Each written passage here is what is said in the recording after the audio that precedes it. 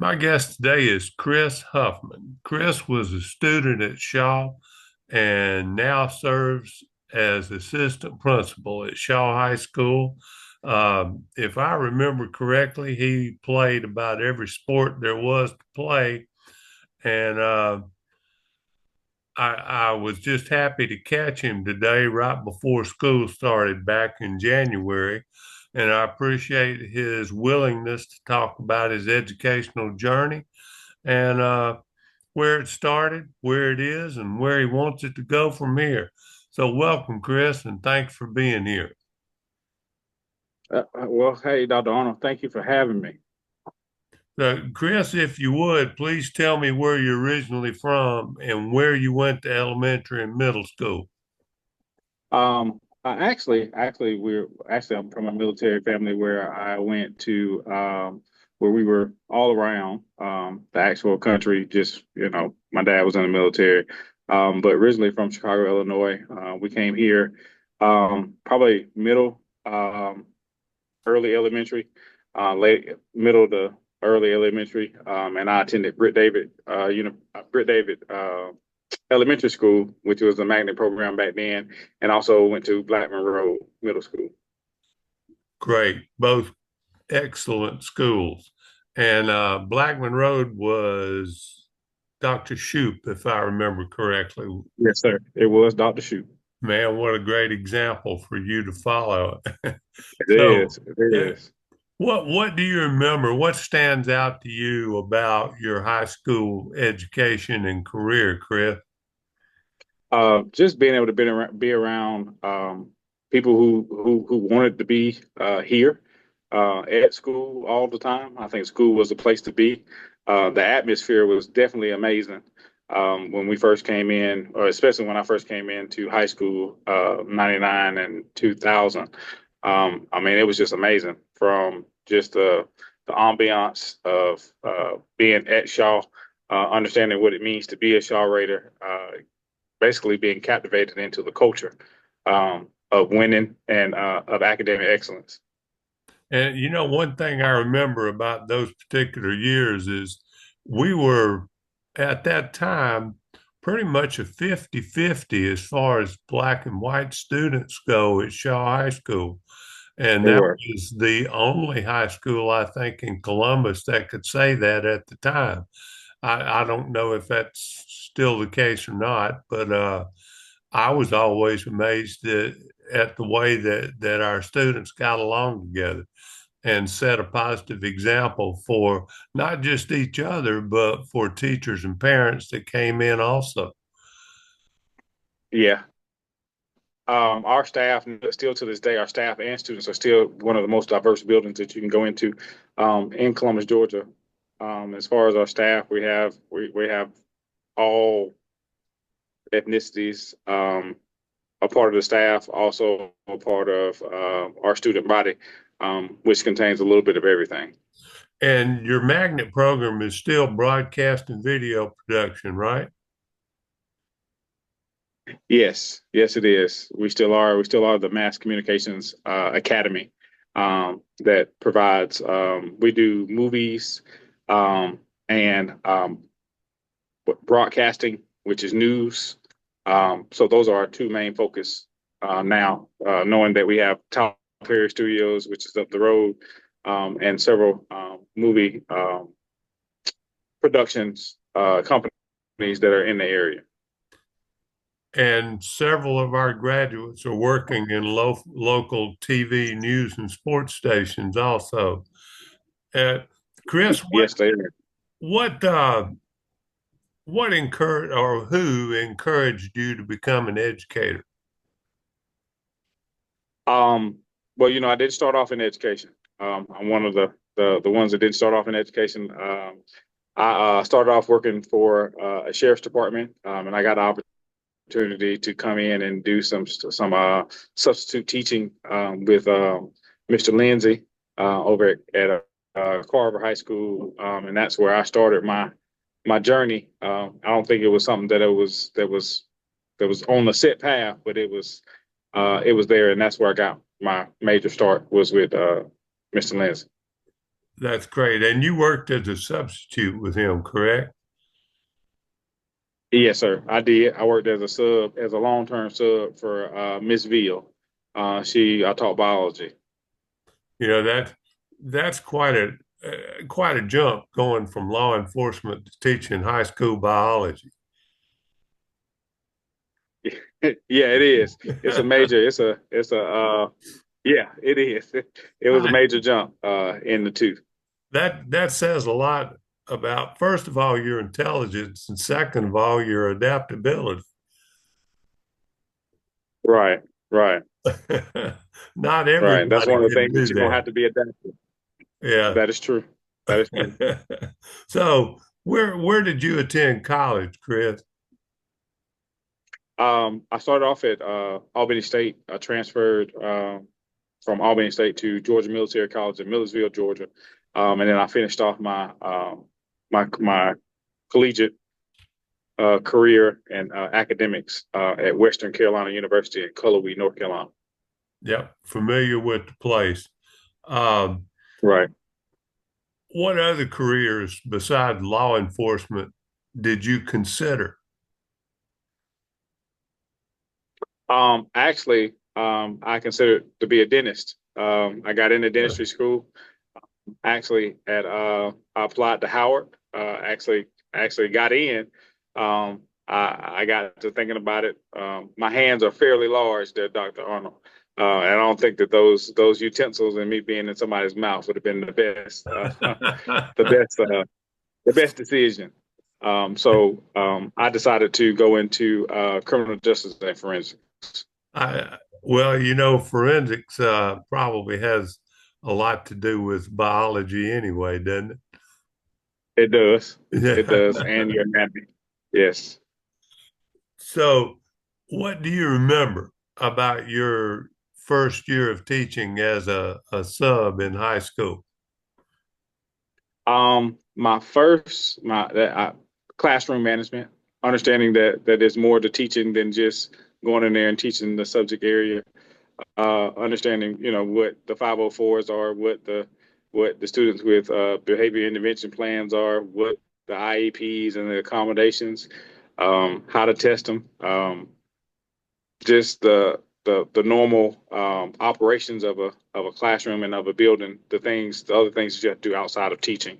I understood what that was, and that was a lot. I just thought, people go in, they teach so many hours and go home. But it was far more than that. Yeah, yeah. I remember my first year of teaching being awfully surprised that first of all, you had to get their attention. They didn't just give it to you because you were standing up front. That is true. Yeah. That is true. That is And, so true. and how not to let one kid dominate the class and take up all your time trying to deal with him or her and a particular behavior that may or may not have been the best thing to proceed with the class on. No, that is true. That's 100% true to be able to be flexible and make those changes on a dime dealing with students. I think that was one of the key things for me, and learning just time management. Time management was big for me. Yeah, Understand how much time you spend on certain things. it's easy to get sidetracked with kids in the room, isn't it? Very, Yeah. very easy. I Very easy. I remember writing detailed lesson plans my first couple of years. And when I started the class, I would have those lesson plans in front of me with some music and different things. And then I noticed a couple of times that the class was over, but I had never really looked at my lesson plans or had to deviate from what they were. And that's part of the art of teaching, isn't it? Is learning how to take those lesson plans and adapt them to the reality of a classroom. And that is true. One of my mentors used to tell me, you can plan a pretty picnic, but you cannot predict the weather. So you might want to be ready for anything that you have. I think that's a lyric from my favorite song from Outkast. Sorry, Miss Jackson. That's right. And, I heard it put a different way by a military guy and said that no battle plan survives first contact with the enemy. That's true. That is true. That's true. And That's true. you better be pretty quick on your feet when you're dealing with teenagers. Yeah, very quick, very Well, quick. There are things that change on a day-to-day basis. one of the things that I did not expect when I first began teaching was how much being around kids could affect you in a positive manner. For the most part, they are positive, uplifting people. And if you can tap into that with them, I think it's sort of like a fountain of youth for a lot of teachers. I know it was for me. Um, it's Right. easy. It's easier to be positive around kids than it is around adults sometimes. I can agree to that. I can agree to that. I can agree. And I sometimes can definitely agree to that. you have to be positive in spite of your best instincts, but it generally works out better in the long run, doesn't it? So Right. It does. It does. what were the circumstances, Chris, that led to you becoming an administrator? Um, I was on a path of where, like I said before, this wasn't the first career that I chose. I think I was just led down this path. Um, there on this journey, I started off as a classroom teacher in 2011, and I progressed. I moved up to the dean of student services here at Shaw High School, and from there, I did that for about 2 or 3 years, and then from there, I became the assistant principal here at Shaw High School.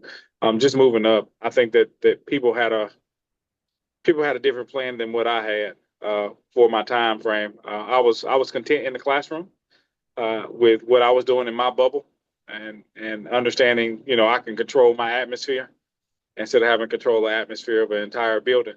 And I was given an opportunity. I guess they seen something I didn't see, and they basically told me that, you need to move on, or we're gonna move on. Either you're gonna be with us or not. And I think that that was the process in which they were pushing me to do something better. And I was never able to get comfortable. And every time I got comfortable, they moved me. So, or I had an opportunity to move up. And I think that's the key to everything. Because every time I plan, all my plans that I ever put in place, it never becomes that, because I get moved, or I say, hey, what's next? You get And I don't know. nudged in a different direction. Right, right, right, I heard one time, I forget who said it, but sometimes the best leaders are those that really don't want the job. right. You're right. You're right. I've seen that. Seen that happen. Oh, absolutely. Uh, now, what, who at the time, say in high school, were the people that encouraged you? Um, there's several people, and when I was in high school, Yeah. that's what you're asking. You, being able to see you, being able to see Mr. Lindsay, being able to see Charles Flowers, being able to see Ricky Stone, being able to see Mr. Fitz. Oh, yeah. There are several people on the list that you can go down that have gone on and done great things, um, not just in at Shaw, but just in the education community altogether. And I think that that's what motivated me being around. This is basically a breeding pond for great educators. Shaw High School has produced some of the best. Dr. Overton, which we still see from time to time, working with our partners with Second Chance Works. Oh, yeah. Yeah, I yeah. mean, Lisa Norris, yeah, she works with our Second Chance Works. Coach Bueller does the same thing that was at Carver when I was at Carver. There are a lot of people who basically molded me, and I'm thankful.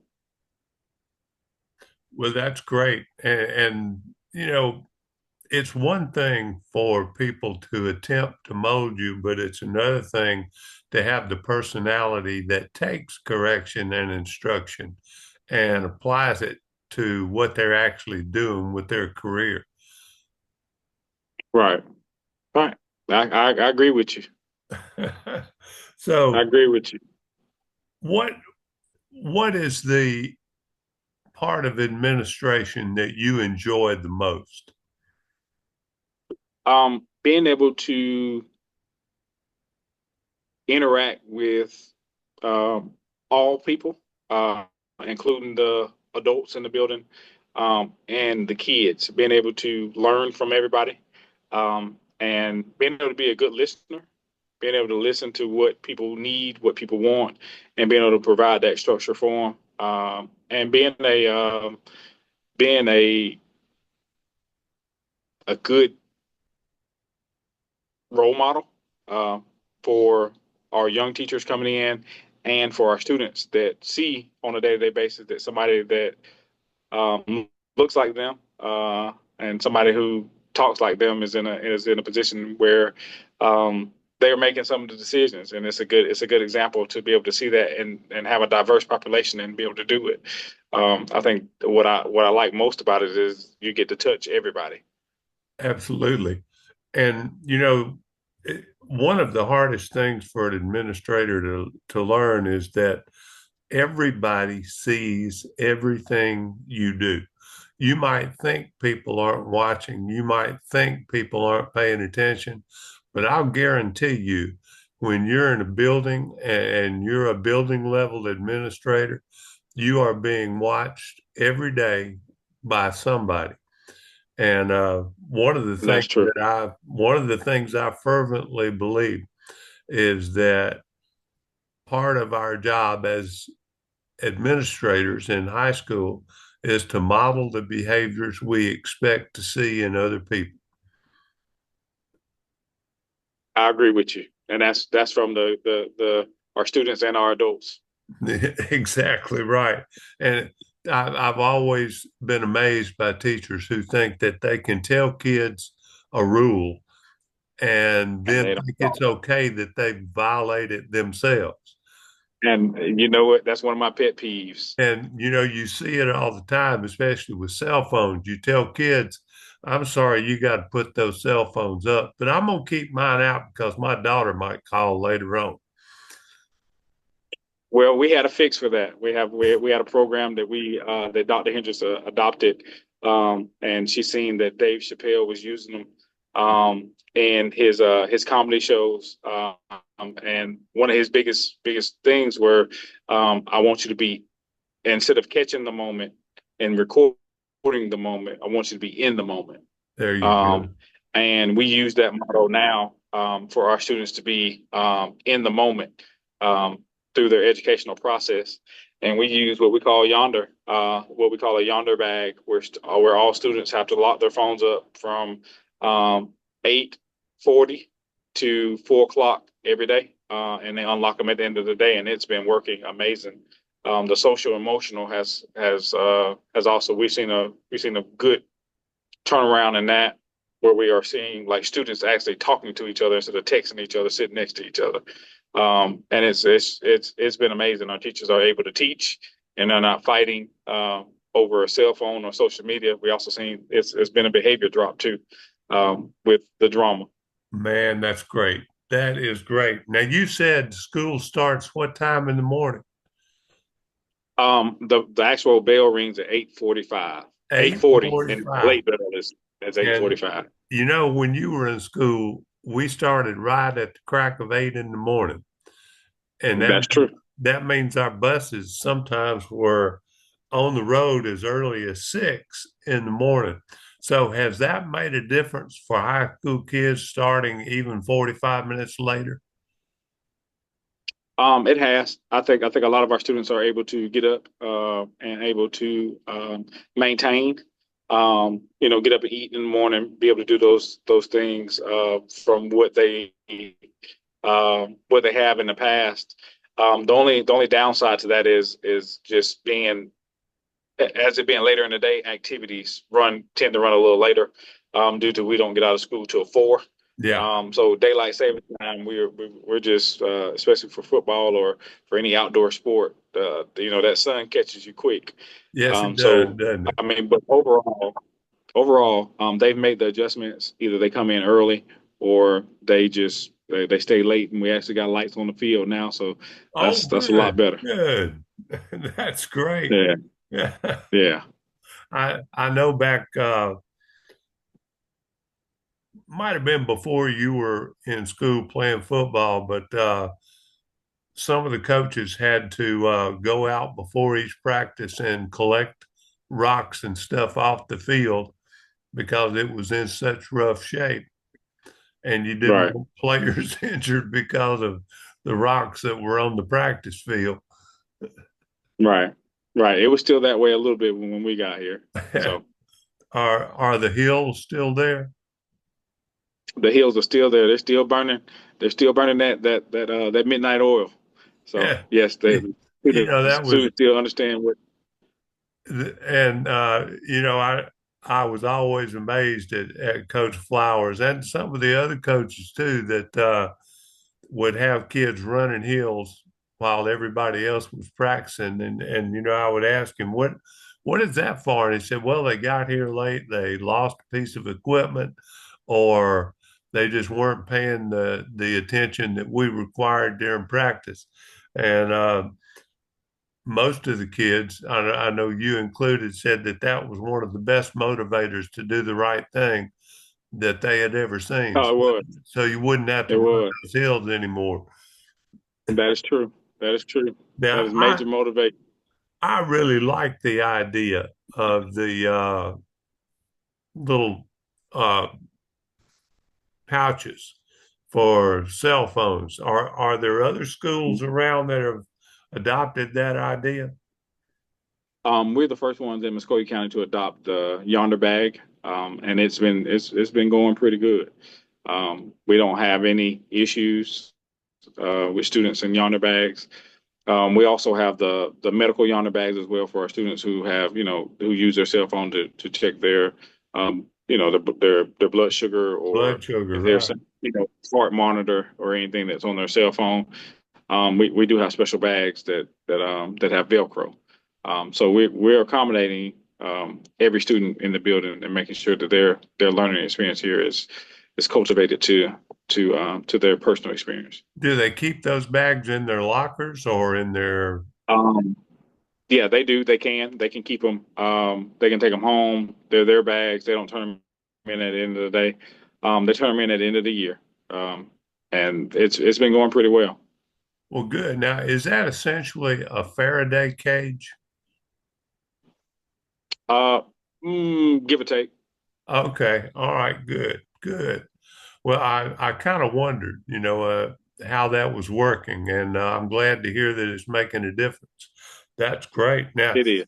what are some of the other ideas that are different now from, say, when you were a student? I think it just was a different period in time in education, and how we moved from um, Race to the Top to No Child Left Behind to each initiative was totally different. And now technology has played a major part in what they're doing now. A lot of things that we did in when I was in school, it was paper pencil or a pen, and everything now is computerized. So it's just a different. There's nothing good or there's nothing bad about the two ways. It's just different ways of getting the same materials across, to make sure that we're gaining interest in our students.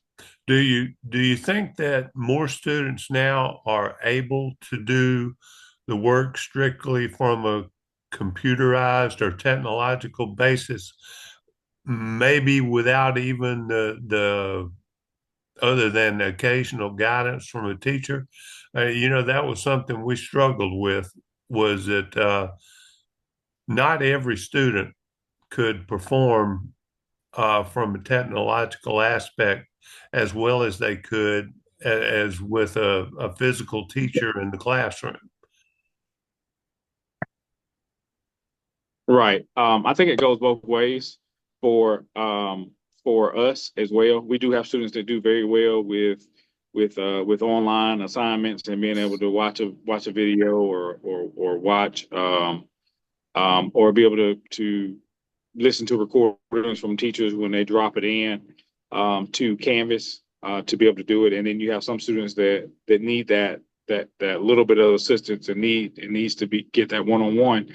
But that's part of the accommodating and being able to differentiate the learning styles of all students and being able to accommodate them. I think that we do a good job at that, and I think that's the process in which and the times that we're in is that a lot of times students are on a computer and they know how to work them. Yeah, yeah. That's something I'm always amazed about is some things my wife and I have to get our grandkids over to show us how to do on our phones or on our computer. And do you think that kids now are better overall at multitasking? I think that they have a shorter attention span because they want instant gratification now. But the attention span, as far as being able to sit down and do the soft things, and that's what I call it, the soft things, Right. um, they lack a lot of soft skills. Being able to do the minimal things, being able to have a conversation, being able to make eye contact with somebody, being able to do just the slight things that we think that are just normal, they have a hard time of doing. What what kind of schedule are you guys on, Chris? Is it a 6 period day or 4 period day or Yes, we're on a 7 period day. oh 7? That's even better. Yeah, I there were some advantages to block schedule, but it really just affected negatively uh, band, orchestra, chorus, and ROTC and some other courses that really need that everyday reinforcement. right, So I'm right. glad to Some see say, you. I'm glad to see you back in the 7 period day. yeah, we're back in the 7 period day. That's great. So what is the hardest part about being an assistant principal, Chris? Um, Everybody wants your time, and being able to being able to give everybody your time, being able to understand and deal with different personalities, um, and carving out that time for yourself, and not burning out the candle every day when you go home, What um, what do you do? and understanding that you take them What do you to do try to to relieve that I try stress? to try to go to the gym as much as I possibly can to relieve some of the stress. Read a little bit more to get my mind off of work and to keep myself sharp a little bit, and just try to unwind from a day of everybody wanting something. That's right. I had a friend of mine tell me one time that the most useless thing that an assistant principal can do is to make out a to-do list at the beginning of the day. That is true because you never know what's going to fall in your lap every day. That's right. It is something new every day. Well, part of your job is being the emergency guy on the spot. That is true. That is true. So That is what true. what do you read, Chris? I'm right now I'm reading Mike Smoker's book Focus. Yeah. That's one of the things that I try to do. Rich Dad Poor Dad is another one that I want to get into that I want to complete. Um, little articles, ESPN, little small stuff from day to day. But I plan on reading a book a week for this new year. That was my New Year's resolution is to read a book, read a book a week. But I should be finished with Smoker on Sunday. with Focus from Mike Smoker on Sunday. So I'll start on Monday with Rich Dad Poor Dad, That's and great. just try to Well, get it in. that not only furthers your own intelligence boundaries, but it increases your knowledge base also. And the more knowledge you have, the better you are to able to deal with the thousands of different situations that come your way. That's true. I will That's true. recommend a book to you, and it's Let me write it small, down. it's short. It's called Leadership Styles of Attila the Hun. And while that sounds like it's sort of a joke, if you look at Genghis Khan and Attila the Hun and some of those guys that raised hundreds of thousands of people for their army, they did it by convincing people to assimilate. And he didn't do it all by force. So there are some leadership techniques there that really stuck out to me, and I thought it was well worth the 30 45 minutes it took to read it. Okay. Good. And now, what do you tell teachers that might need a little encouragement at the end of a particularly trying day? Um, First of all, I let them know that we're all human, and you're you should never have a bad day. You always have a bad second, a bad minute, maybe a bad hour. But don't let one situation determine your day because they're going on about their day with that is perfectly fine while you're dwelling on your downfalls. And that, we're all we're gonna make mistakes. Uh, it's just long as you don't have the character mistakes, we can deal with everything. And do. Yes, and do.